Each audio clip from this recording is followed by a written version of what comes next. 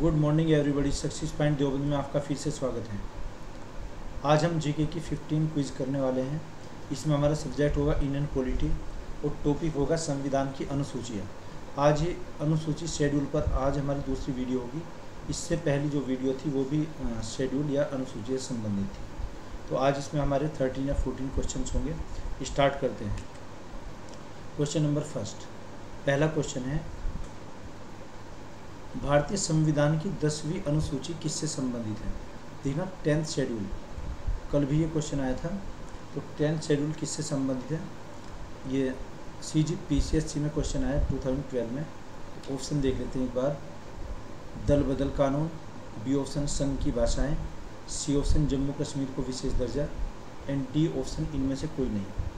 तो 10वीं अनुसूची किससे संबंधित है? फ्लोर क्रॉसिंग यानी कि दल बदल से संबंधित। दल बदल, इसमें हमारे मूल संविधान में कितनी अनुसूचियाँ थी? 8। उसके बाद में हमने 9th, 10th, 11 और 12 ये अनुसूची जोड़ी। तो वर्तमान में अनुसूची की संख्या कितनी है? 12। तो एक बार देख लेते हैं कि किस अनुसूची का विषय क्या है। देखना, शेड्यूल नंबर फर्स्ट में अनुसूची नंबर 1 संघ का नाम और उसके राज्य। दूसरी अनुसूची में है कुछ उच्च पदाधिकारियों का वेतन और भत्ते, राष्ट्रपति, मुख्य न्यायाधीश, नियंत्रक, मालिका परीक्षक जैसे उच्च पदाधिकारी होते हैं जो। और थर्ड शेड्यूल में तीसरी अनुसूची में संवैधानिक पदों से संबंधित शपथ और प्रतिज्ञान। चौथी अनुसूची में राज्यसभा में सीटों का आवंटन। पांचवी शेड्यूल में है अनुसूचित जाति और जनजाति क्षेत्रों का प्रशासन। 6 में है त्रिपुरा, मेघालय, मिजोरम, असम इन राज्यों में प्रशासन। और 7वीं अनुसूची, ये इसमें 3 प्रकार की सूची दी गई है। 8वीं अनुसूची 8 शेड्यूल भाषाओं से संबंधित, संविधान में टोटल 22 भाषाएं दी गई हैं। और 9th शेड्यूल जो हमने प्रथम संविधान संशोधन करके जोड़ी थी, ये कृषि सुधार से संबंधित। 10वीं अनुसूची दल बदल से, 11वीं पंचायती राज से और 12वीं नगर पालिकाओं से संबंधित है। तो टोटल कितनी है? ये 8 + 4 = 12, 12 अनुसूची है। तो क्वेश्चन क्या दिया था? भारतीय संविधान की 10वीं अनुसूची किससे संबंधित है? तो किससे आ जाएगी? दल बदल से, फ्लोर क्रॉसिंग। तो आंसर इज ए। दल बदल से मीनिंग ये हुआ कि कोई व्यक्ति किसी एक पार्टी विशेष के टिकट पर चुनाव जीतकर या MP या MLA का उसने चुनाव जीता है और वो फिर चुनाव जीतने के बाद में दूसरी पार्टी में चला जाता है, उस पर दल बदल का कानून लग जाता है, उसकी सदस्यता रद्द कर दी जाती है। ना तो वो MP या MLA कुछ नहीं रहता, लेकिन अगर 50% या इससे अधिक लोग गए हैं, दूसरी अदर पार्टी बनाई है या फिर दल बदल उन्होंने किया, इन पर ये कोई आरोप नहीं होगा। नेक्स्ट देखते हैं क्वेश्चन नंबर 2। दूसरा क्वेश्चन है, संविधान की 6ठी अनुसूची किससे संबंधित है? तो 6 शेड्यूल किससे है? विशेष राज्यों का प्रशासन, जिसमें असम, मेघालय, त्रिपुरा और मिजोरम 4 राज्य।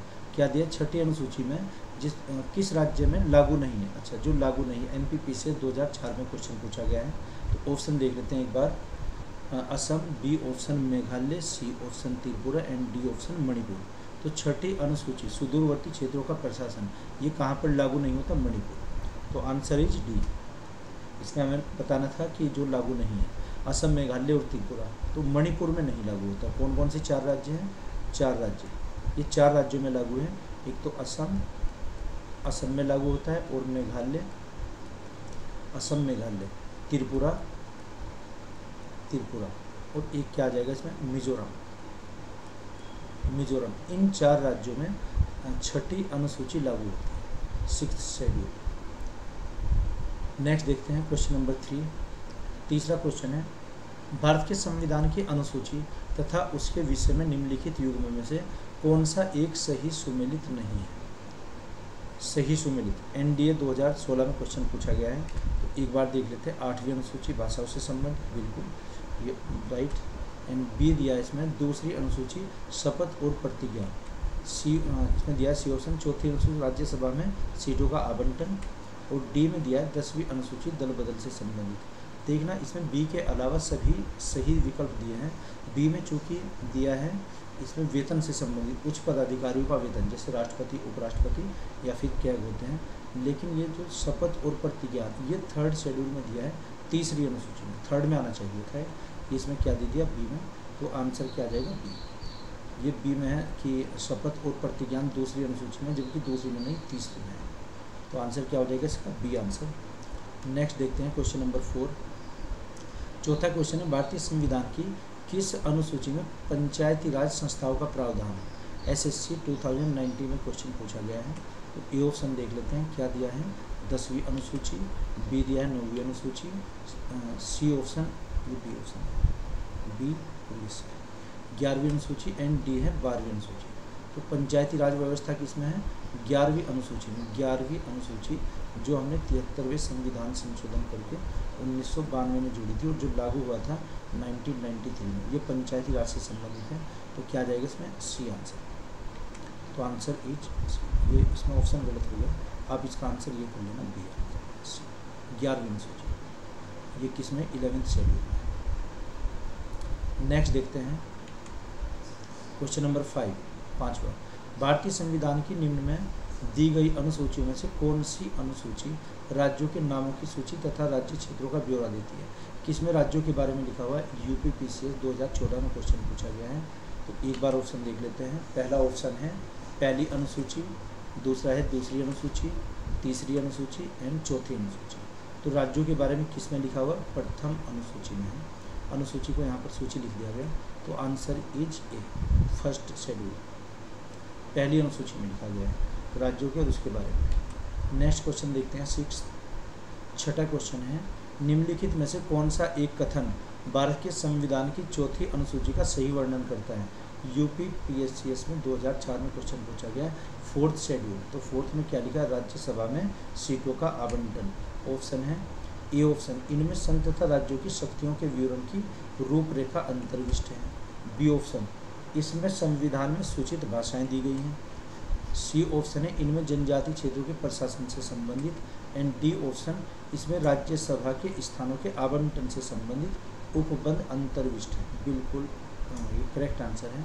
तो आंसर क्या आ जाएगा हमारा? D answer. चौथी अनुसूची में क्या लिखा? राज्यसभा में सीटों का आवंटन। देखना पीसीएस 2004 में क्वेश्चन पूछा गया। नेक्स्ट देखते हैं क्वेश्चन नंबर 7, 7वां क्वेश्चन है भारतीय संविधान की छठी अनुसूची के प्रावधान निम्नलिखित में से किस राज्य में लागू होते हैं? 6th शेड्यूल में। तो आपको बताया कि छठी अनुसूची में सुदूरवर्ती क्षेत्रों का प्रशासन, उसमें 4 राज्य आते हैं। यूपी पीसीएस में 2019 में क्वेश्चन पूछा गया है। तो आंसर क्या आ जाएगा इसमें? त्रिपुरा, बी आंसर है Sikkim, C answer Nagaland and D answer उपयुक्त सभी। तो किस में लागू होते हैं? सिर्फ ये त्रिपुरा में। 4 राज्य कौन कौन से हैं? जो फोर्थ स्टेट्स, फोर्थ स्टेट कौन से? एक तो आ जाएगा इसमें असम, असम और मेघालय, असम मेघालय, त्रिपुरा, त्रिपुरा और मिजोरम, मिजोरम। ये छठी अनुसूची इनमें लागू होती है 4 राज्यों में। इनके प्रशासन की बात की उसमें कही गई है। नेक्स्ट क्वेश्चन देखते हैं क्वेश्चन नंबर 8, 8वां क्वेश्चन है यदि भारत संघ को एक नए राज्य का सृजन करना हो तो संविधान की निम्नलिखित अनुसूचियों में से किस एक को आवश्यक संशोधन किया जाना चाहिए? आईएएस 2001 में क्वेश्चन पूछा गया है। तो कोई भी नया राज्य बनेगा या राज्यों में हमें सीमा में परिवर्तन करना है तो ये आ जाएगा अनुसूची नंबर 1 में आएगा। पहली अनुसूची, बी ऑप्शन है दूसरी अनुसूची, सी ऑप्शन है तीसरी एंड डी ऑप्शन 5वीं। तो किस में हमें संशोधन करना पड़ेगा? पहली अनुसूची। पहली अनुसूची किससे संबंधित है? राज्यों से संबंधित, राज्यों या उनके विस्तार से संबंधित है, विस्तार या उनका फिर सीमा विस्तार या लघुकरण हम करते हैं। लघुकरण, एक राज्य को छोटा करते हैं, किसी को या बड़ा करते हैं, विस्तार करते हैं। सब किस में लिखा है? पहली अनुसूची में। नेक्स्ट देखते हैं क्वेश्चन नंबर 9, निम्नलिखित में से कौन सा कथन संविधान के चतुर्थ अनुसूची को सही वर्णित करता है? एसएससी 2015 में क्वेश्चन पूछा गया है। तो चौथी अनुसूची किससे संबंधित है? ये सिंपल लैंग्वेज में। तो ए ऑप्शन है यह संघ और राज्यों के मध्य शक्तियों के वितरण का स्कीम रखता है। बी, यह राज्यों के परिषद में सीटों का बंटवारा करता है। सी, संविधान में सूचित भाषाओं को निहित करता है। एंड डी ऑप्शन, यह आदिवासी क्षेत्रों के शासन से संबंधित प्रशासन। तो ये किस में है? राज्यों में सीटों, राज्यसभा में सीटों का प्रबंधन। तो आंसर इज बी, राज्यों में सीटों का बंटवारा, उसको लेकर ये अनुसूची नंबर कौन सी? 4। तो आंसर क्या आ जाएगा हमारा? B answer. नेक्स्ट देखते हैं क्वेश्चन नंबर 10, भारत के संविधान की किस अनुसूची में विभिन्न राज्यों की अनुसूचित क्षेत्रों के प्रशासन और नियंत्रण के लिए विशेष उपबंध है? ये ऑप्शन है तीसरी अनुसूची, बी ऑप्शन है 5वीं, सी ऑप्शन 7वीं अनुसूची एंड डी ऑप्शन 9वीं अनुसूची। तो फिर कौन से राज्यों में अनुसूचित जाति क्षेत्रों का प्रशासन, ये किस में आ जाएगा? 5th में, 5वीं। तो राइट आंसर इज बी। इसका आंसर क्या आ जाएगा? B answer. नेक्स्ट देखते हैं क्वेश्चन नंबर 11। 11वां क्वेश्चन है, निम्नलिखित में से कौन नई जोड़ी गई अनुसूची नहीं है? IAS 2008 में क्वेश्चन पूछा गया है। तो मूल संविधान में हमारी कितनी अनुसूची? 8 अनुसूची। अब वर्तमान में कितनी? 12। तो इसमें 11, ये 9, 10, 9, 10, 11 और 12 ये अनुसूची जोड़ी गई है। इससे पहले मूल संविधान में 8 तक थी। तो ए ऑप्शन है 8वीं अनुसूची, बी ऑप्शन है 9वीं, सी ऑप्शन है 10वीं अनुसूची एंड डी ऑप्शन 11वीं। तो मूल संविधान में जो नहीं जोड़ी गई थी, क्या क्वेश्चन? निम्नलिखित में से कौन नई जोड़ी गई अनुसूची नहीं है? जो नई नहीं जोड़ी यानी कि पुरानी है। तो पुरानी कहाँ तक? 8 तक है। Answer is a. 8 अनुसूची मूल संविधान में थी और वर्तमान में कितनी? 12 अनुसूची। नेक्स्ट देखते हैं क्वेश्चन नंबर 12। 12वां क्वेश्चन है, भारत के संविधान की किस अनुसूची का मिलान उसकी सामग्री के साथ गलत ढंग से किया गया है? SSC 2020 में क्वेश्चन पूछा गया है कि हमें इनका मिलान करना है, किस अनुसूची में क्या है। देखना, पहली अनुसूची में राज्य और केंद्र शासित राज्य, बिल्कुल सही। दूसरी में भाषाएं, ये शायद गलत हो जाएगा, भाषाएं तो 8 में दी गई है। सी ऑप्शन है चौथी अनुसूची राज्य परिषद से संबंधित और तीसरी अनुसूची शपथ और अभिवाचन से संबंधित, बिल्कुल सही है।